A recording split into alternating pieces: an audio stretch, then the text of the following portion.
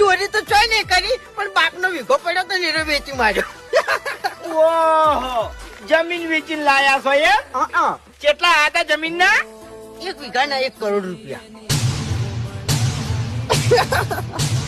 1 crore?